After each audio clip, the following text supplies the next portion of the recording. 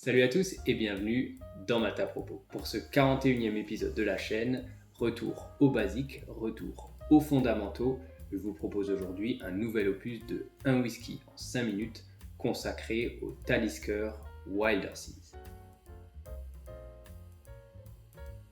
Déjà un petit mot sur la distillerie elle-même. Donc Talisker, c'est une distillerie malgré sa popularité que je ne connais que très peu moi-même. J'ai eu l'occasion il y a quelques années de déguster le Talisker 10 ans, qui est le cœur de gamme de la distillerie, ainsi que le Talisker Storm, qui constitue l'une des entrées de gamme de cette distillerie. Mais à part ça, j'ai été très peu familiarisé avec le profil aromatique de Talisker. C'est donc un peu une découverte, ou tout du moins une redécouverte pour moi. Si on reprend un peu l'histoire de Talisker, donc c'est une distillerie qui a été fondée en 1830 par deux fermiers sur l'île de Skye. C'est d'ailleurs sa plus grosse particularité d'avoir été fondée sur l'île de Skye, qui est une des îles les plus sauvages de la côte ouest de l'Écosse, une des plus grandes aussi, je crois même peut-être la plus grande. Et selon le marketing de la marque, c'est ce qui forge tout le caractère, tout le profil aromatique de Talisker. C'est un whisky qui est réputé comme étant marin, salin, tourbé évidemment et poivré. La distillerie Talisker avait aussi la particularité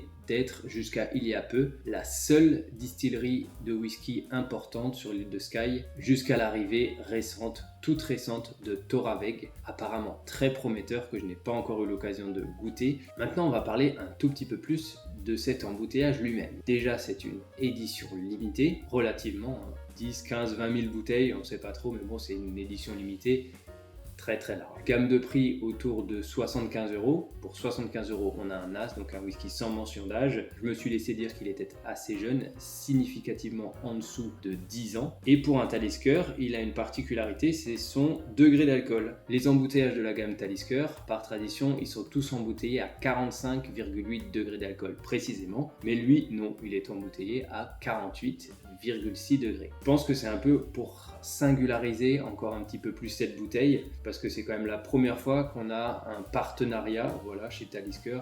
Ce whisky, il a été embouteillé en partenariat avec l'association Parley, qui s'occupe de la protection des océans.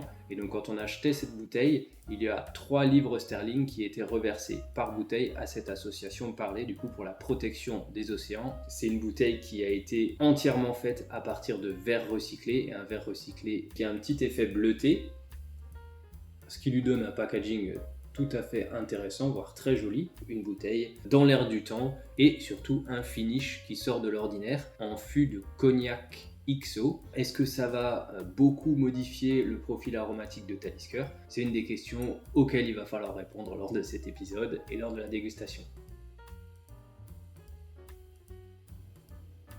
Malgré un degré d'alcool élevé, j'ai quasiment pas d'alcool du coup. Un nez qui est pas franchement ultra expressif, mais assez doux, attractif. La tourbe est bien là, elle est en arrière-fond. Et au devant, on a de la douceur, un fruité un peu acidulé, un petit quelque chose de vineux déjà, on décèle un petit quelque chose de vineux dans le nez. Bien équilibré en tout cas. C'est pas incisif, il n'y a pas de notes métalliques dues à la jeunesse. Voilà, c'est pas un océan déchaîné ce nez, slangé. Beaucoup plus de puissance alcoolique en bouche. Là, on ressent bien les 48,6 degrés d'alcool. La tourbe est un peu plus présente qu'au nez, mais elle ne joue toujours pas les premiers rôles dans ce profil aromatique. Elle se balance très bien avec un côté fruité, acidulé et un petit peu vineux. Toujours, on a moins de douceur en bouche qu'au nez. C'est un peu plus incisif. Mais on a un côté épicé qui reste également en fil rouge. En fin de bouche, le côté salin caractéristique de Talisker qui revient titiller la langue avec un petit côté épicé. Donc mine de rien, c'est un whisky qui pour son jeune âge est quand même assez complexe, bien équilibré, mais encore une fois c'est pas un whisky qui va révolutionner votre palais. Sans être aussi aromatique, sans être aussi expressif qu'une référence d'Islay, comme les meilleurs Ardbeg par exemple, c'est un whisky qui se défend. Est-ce que je vous le recommande ?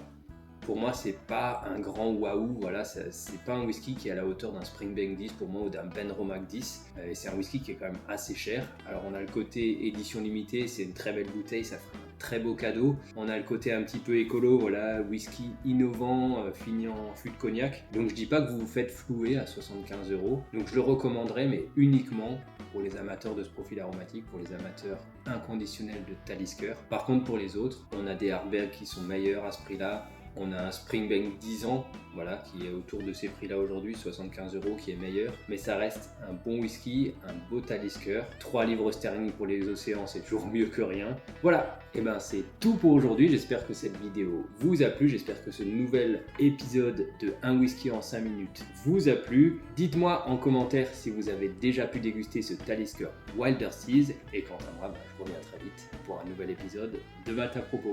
Bien sûr, en attendant, le plus important, portez-vous bien. Ciao.